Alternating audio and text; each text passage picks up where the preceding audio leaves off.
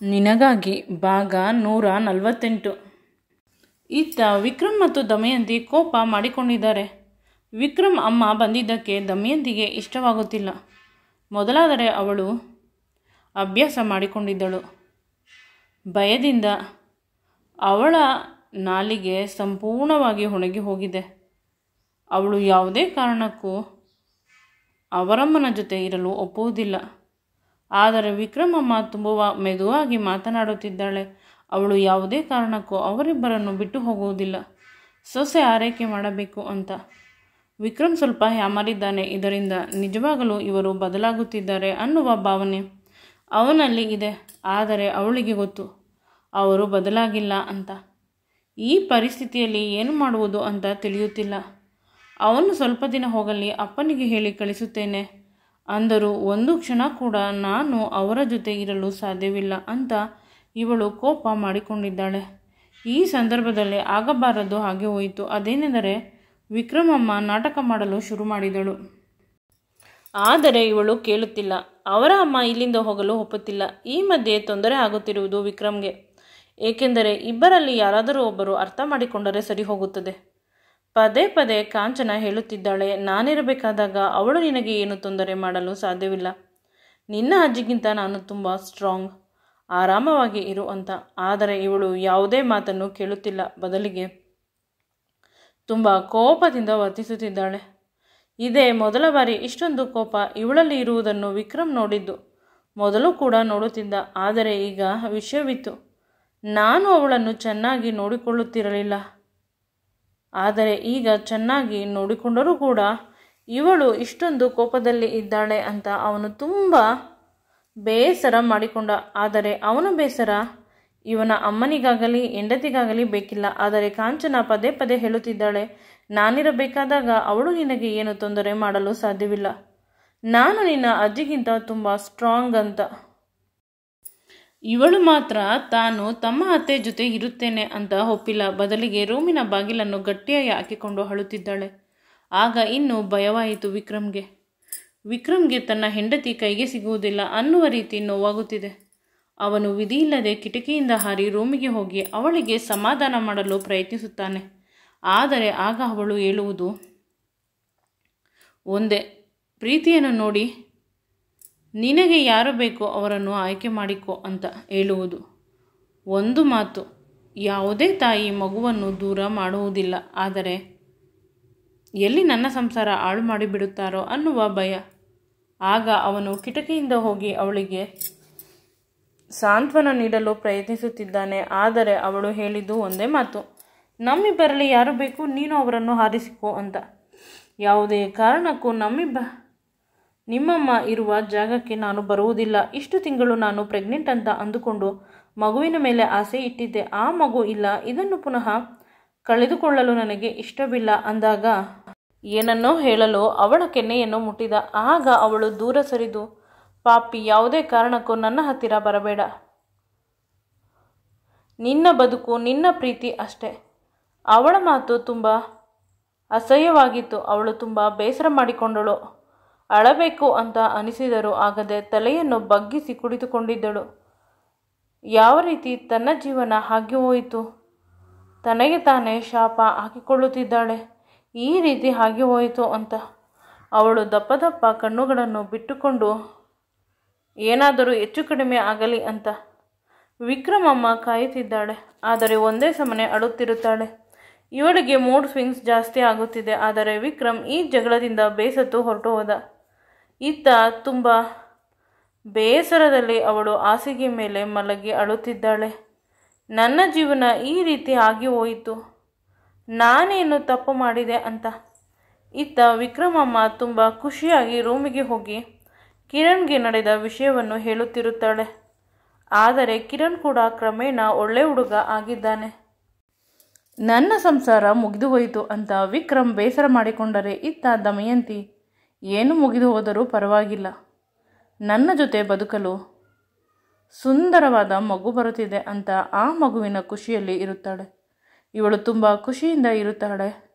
ವಿಕ್ರಮ್ನ ಅಮ್ಮ ತನ್ನ ಮಗ ತಾನೇ ಚೆನ್ನಾಗಿ ಇರಬೇಕಾಗಿದ್ದು ಅವನು ಅವನ ಹೆಂಡತಿ ಜೊತೆ ಚೆನ್ನಾಗಿದ್ದಾನೆ. ಇವನೇನು ನಾನು ಹೆತ್ತ ಮಗನ, ಅಕ್ರಮ ಸಂಬಂಧದ ಮಗ ಅಂತ. ಇವಳು ತನ್ನ ಗೆಳತಿಯ ಜೊತೆ ತನ್ನ ಮಗ ಅಂದರೆ ತನ್ನ ಸಾಕು ಮಗನ ಬದುಕಿನ ವೃತ್ತಾಂತವನ್ನು ಹೇಳುತ್ತಿದ್ದಾಳೆ. ಅವನ ಬದುಕನ್ನು ಯಾವ ರೀತಿ ನಾನು ಹಾಳು ಮಾಡುತ್ತಿದ್ದೇನೆ, ಅವನ ಹೆಂಡತಿಯಿಂದ ಅವನನ್ನು ದೂರ ಮಾಡುತ್ತಿದ್ದೇನೆ ಅಂತ. ದಿನಗಳು ಕಳೆದಂತೆ ಅವನು ಅವನ ಹೆಂಡತಿ ಮಗುವನ್ನು ಬಿಟ್ಟು ನನ್ನ ಮತ್ತು ನನ್ನ ಮಗಳ ಜೊತೆ ಬರುತ್ತಾನೆ ಅಂತ ಇವಳು ತುಂಬ ಖುಷಿಯಿಂದ ಇರುತ್ತಾಳೆ. ಅದನ್ನೆಲ್ಲ ಕೇಳಿಸಿಕೊಂಡ ಕೆಲವು ಅವಳ ಗೆಳತಿಯರು ಇವಳಿಗೆ ಸಪೋರ್ಟ್ ಮಾಡಿದರೆ, ಇನ್ನು ಕೆಲವರು ಇವಳ ರೀತಿ ಆಡುತ್ತಿರುತ್ತಾರೆ. ಎಲ್ಲ ವಿಷಯ ವಿಕ್ರಮ್ಗೆ ಅರ್ಥವಾದರೂ ಕೂಡ ಅರ್ಥವಾಗದಂತೆ ನಟಿಸುತ್ತಾನೆ. ದಮಯಂತಿ ನೆನೆಸಿಕೊಳ್ಳುತ್ತಿದ್ದಾಳೆ. ಅವಳು ಮನೆ ಬಿಟ್ಟು ಬರುವ ಇಂದಿನ ದಿನ ಸಂಪೂರ್ಣ ಆಸ್ತಿ ನಮಗೆ ಆಗುತ್ತದೆ. ಅವಳ ಹೊಟ್ಟೆಯಲ್ಲಿ ಇರುವ ಮಗುವನ್ನು ಸಾಯಿಸಿಬಿಟ್ಟರೆ ನಮ್ಮ ಮಗುವನ್ನು ನಾವು ಎಂದೂ ಕೂಡ ದೂರ ಮಾಡಿಕೊಳ್ಳಲು ಇಷ್ಟವಿಲ್ಲ. ಏಕೆಂದರೆ ಅವಳು ದಮಯಂತಿ ಎಲ್ಲಿದ್ದಾಳೆ ಅಂತ ತನ್ನ ಮಗಳು ಪ್ರಶ್ನೆ ಮಾಡುತ್ತಾಳೆ. ಅವಳ ಮಗು ಇದ್ದರೆ ಇಂದಲ್ಲ ನಾಳೆ ಆಸ್ತಿಗಾಗಿ ಬಂದೇ ಬರುತ್ತದೆ. ಆದ್ದರಿಂದ ಮನೆಯಿಂದ ಓಡಿಸಿ ಬಿಡಬೇಕು ಅಂತ ಯೋಚಿಸುತ್ತಾ ಇರುತ್ತಾಳೆ. ಆ ಮಾತನ್ನು ಕಿರಣ್ ಜೊತೆ ಮಾತನಾಡುತ್ತಿರುತ್ತಾಳೆ. ಈಗ ದಮಯಂತಿ ಅಂದುಕೊಂಡಿದ್ದಾಳೆ, ಕಿರಣ್ ಮತ್ತು ವಿಕ್ರಮ್ನ ಅಮ್ಮ ಇಬ್ಬರು ಕೂಡ ನನ್ನ ಮತ್ತು ವಿಕ್ರಮ್ನ ಸುಂದರವಾದ ಬದುಕಿಗೆ ಮುಳ್ಳುಗಳು. ಅವರನ್ನು ದೂರ ಮಾಡಿದರೆ ಬದುಕು ಸುಗಮವಾಗಿ ಸಾಗುತ್ತದೆ. ಯಾವುದೇ ಕಾರಣಕ್ಕೂ ಅವರಿಬ್ಬರನ್ನು ನಮ್ಮ ಬದುಕಿನಲ್ಲಿ ಸೇರಿಸಿಕೊಳ್ಳಬಾರದು ಅಂತ. ಆದರೆ ವಿಕ್ರಮ್ಗೆ ಏಕೆ ತಾನು ಹೇಳುವುದು? ಅವನು ಪ್ರತಿಯೊಂದಕ್ಕೂ ಸಾಕ್ಷಿ ಕೇಳುತ್ತಾನೆ. ನಿನ್ನನ್ನು ನಾನು ತುಂಬ ನಂಬುತ್ತೇನೆ ಅಂತ ಹೇಳುತ್ತಾನೆ. ಹೇಳಿದರೂ ಕೂಡ ಸದ್ಯದ ಪರಿಸ್ಥಿತಿಯಲ್ಲಿ ತಾನು ಸಾಕ್ಷಿ ಇಲ್ಲದೆ ಅವರ ಮೇಲೆ ಚಾಡಿ ಹೇಳಲು ಸಾಧ್ಯವಿಲ್ಲ. ಅದು ಹೇಳದೇ ಇರಬಹುದು. ಆದರೆ ಅತ್ತೆ ಸೊಸೆ ಜಗಳ ಆ ತರಹದ ನಾಟಕ ಆಡಿದರೆ ಚೆನ್ನಾಗಿರುತ್ತದೆ ಅಂತ ಅವಳು ಬೇಕು ಅಂತ ಅವರ ಅಮ್ಮನ ಜೊತೆ ಜಗಳವಾಡಿದ್ದು. ಎಲ್ಲ ನಾಟಕವನ್ನು ತುಂಬ ಚೆನ್ನಾಗಿ ಬ್ಯಾಲೆನ್ಸ್ ಮಾಡಿದಳು. ಏಕೆಂದರೆ ಅವಳು ಚಿಕ್ಕಂದಿನಿಂದ ಒಂದು ರೀತಿ ಈ ಕಷ್ಟಗಳಿಂದ ಹೇಗೆ ಹೊರಬರಬೇಕು ಅನ್ನುವುದನ್ನು ಕೂಡ ಹೊಸ ಹೊಸ ದಾರಿಗಳು ಸಿಗುತ್ತವೆ. ಆದರೆ ಇಲ್ಲಿ ಯಾರೂ ಸರಿಯಿಲ್ಲ, ಯಾರೂ ಕೂಡ ತನ್ನನ್ನು ನಂಬೋದಿಲ್ಲ. ಅಜ್ಜಿಯೊಬ್ಬರು ನಾನು ಹೇಳಿದ ಹಾಗೆ ಕೇಳಿದರೆ ಅದು ಹೇಳದೇ ಇರಬಹುದು. ಆದರೆ ಅತ್ತೆ ಸೊಸೆ ಜಗಳ ಆ ತರಹದ ನಾಟಕ ಆಡಿದರೆ ಚೆನ್ನಾಗಿರುತ್ತದೆ ಅಂತ ಅವಳು ಬೇಕು ಅಂತ ಅವರ ಅಮ್ಮನ ಜೊತೆ ಜಗಳವಾಡಿದ್ದು. ಜೊತೆಗೆ ಎಲ್ಲ ನಾಟಕವನ್ನು ತುಂಬ ಚೆನ್ನಾಗಿ ಬ್ಯಾಲೆನ್ಸ್ ಮಾಡಿದಳು. ಏಕೆಂದರೆ ಚಿಕ್ಕಂದಿನಿಂದ ಅವಳು ಒಂದು ರೀತಿ ಈ ಕಷ್ಟಗಳಿಂದ ಹೇಗೆ ಹೊರಬರಬೇಕು ಅನ್ನುವುದಕ್ಕೆ ದೊಡ್ಡ ದೊಡ್ಡ ಹೊಸ ಹೊಸ ದಾರಿಗಳನ್ನು ಸಿಗುತ್ತವೆ. ಆದರೆ ಇಲ್ಲಿ ಯಾರೂ ಸರಿಯಿಲ್ಲ, ಯಾರೂ ಕೂಡ ತನ್ನನ್ನು ನಂಬೋದಿಲ್ಲ. ಅಜ್ಜಿಯೊಬ್ಬರು ನಾನು ಹೇಳಿದ ಹಾಗೆ ಕೇಳಿದರೆ ಇವರನ್ನು ಸರಿಯಾಗಿ ಆಟ ಆಡಿಸುತ್ತಿದ್ದೆ. ವಿಕ್ರಮ್ ಒಂದು ಕಡೆ ನನ್ನ ಬಳಿ ಇದ್ದರೆ ಇನ್ನೊಂದು ಕಡೆ ಅವರ ಅಮ್ಮನ ಬಳಿ ಇರುತ್ತಾನೆ. ಇವನಿಗೆ ಸರಿಯಾಗಿ ಮಾಡಬೇಕು ಅಂತ ಯೋಚಿಸುತ್ತಿದ್ದಾಳೆ. ಯಾವಾಗಲೂ ಕೂಡ ನನ್ನನ್ನು ಬಿಟ್ಟು ಹೋಗಬಾರದು. ಈಗೇನು ನಾನು ಒಬ್ಬಳೇ ಪರವಾಗಿಲ್ಲ. ದಿನಗಳು ಕಳೆದಂತೆ 3 ಆಗುತ್ತೇವೆ, 4 ಆಗುತ್ತೇವೆ. ಆಗ ಅವನ ಸಪೋರ್ಟ್ ನನಗೆ ಬೇಕೇ ಬೇಕು. ನಾನು ಈಗ ಮಾಡುತ್ತಿರುವುದು ಸರಿಯಾಗಿ ಇದೆ ಅಂತ ಅಂದುಕೊಳ್ಳುತ್ತಾಳೆ. ಇಲ್ಲಿ ಹೊರಗಡೆ ವಿಕ್ರಮ್ ತುಂಬ ಬೇಸರವಾಗಿ ಇರುತ್ತಾನೆ. ದಮಯಂತಿಗೆ ಬೈದೆ ಅಂತ ಅವನು ತುಂಬ ನೋವಿನಲ್ಲಿ ಇರುತ್ತಾನೆ. ಅವಳ ಜೊತೆ ಜೋರಾಗಿ ಕಿರುಚಿದೆ ಅನ್ನುವ ವಿಚಾರದಿಂದ ದುಃಖ ಜಾಸ್ತಿ ಇರುತ್ತದೆ. ಅವರ ಅಮ್ಮನ ವಿಷಯದಲ್ಲಿ ತಾಯಿಯನ್ನು ಸಾಕಬೇಕು, ಕನಿಕರ, ಕರ್ತವ್ಯ ಅನ್ನುವುದು ಮಾತ್ರ ಅಷ್ಟೇ. ಆದರೆ ದಮಯಂತಿ ವಿಷಯದಲ್ಲಿ ಅವಳು ನನ್ನ ಸರ್ವಸ್ವ ಅಂತ. ಇಬ್ಬರು ಫೇಸ್ ಮಾಡಲು ಸಾಧ್ಯವಾಗದೆ ಆಫೀಸ್ಗೆ ಬಂದು ಬಿಡುತ್ತಾನೆ. ಇಲ್ಲಿ ಬಂದಾಗ ಅವನ ಎಲ್ಲ ಸ್ಟಾಫ್ಗಳು ಹೊರಟು ಹೋಗಿರುತ್ತಾರೆ. ಆಫೀಸ್ನಲ್ಲಿ ಇತ್ತೀಚೆಗೆ ಜಾಯ್ನ್ ಆದ ಲಿಲ್ಲಿ ಅನ್ನುವ ಹುಡುಗಿ ತನ್ನ ಕೆಲಸವನ್ನು ಮಾಡುತ್ತಿರುತ್ತಾಳೆ. ಅವಳ ಕೆಲಸವನ್ನು ನೋಡಿ ವಿಕ್ರಮ್ ಸ್ವಲ್ಪ ಶಾಕ್ ಆದ. ರಾತ್ರಿ 10 ಗಂಟೆ ಆದರೂ ಕೂಡ ಇವಳು ಕೆಲಸ ಮಾಡುತ್ತಿದ್ದಾಳೆ.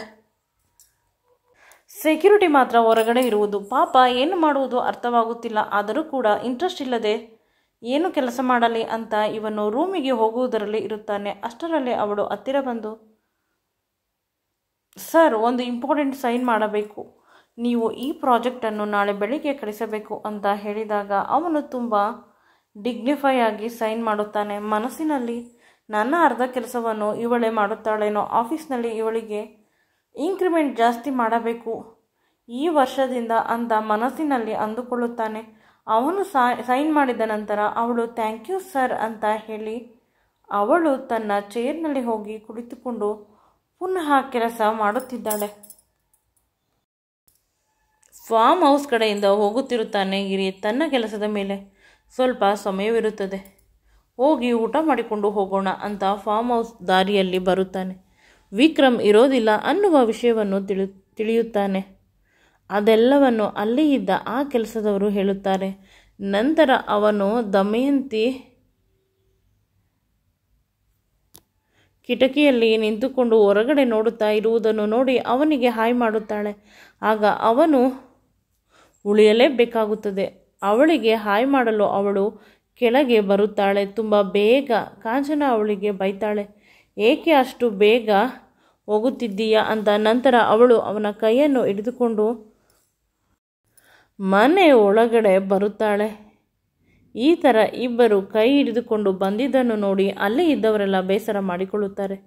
ಬೇರೆ ವಿಷಯದ ಬಗ್ಗೆ ಯೋಚನೆ ಮಾಡುತ್ತಿರುತ್ತಾರೆ. ಆದರೆ ಇಲ್ಲಿ ನಡೆಯುವುದೇ ಬೇರೆ. ಈಗಲೂ ಕೂಡ ಇಬ್ಬರು ಕೈಗಳನ್ನು ಹಿಡಿದುಕೊಂಡಿದ್ದಾರೆ, ಸ್ವಲ್ಪ ಗಟ್ಟಿಯಾಗಿ. ಈ ವಿಡಿಯೋ ನಿಮಗೆ ಇಷ್ಟವಾಗಿದ್ದಲ್ಲಿ ನನ್ನ ಚಾನಲನ್ನು ಲೈಕ್ ಮಾಡಿ, ಶೇರ್ ಮಾಡಿ ಮತ್ತು ಸಬ್ಸ್ಕ್ರೈಬ್ ಮಾಡಿ. Thanks for watching and keep supporting me.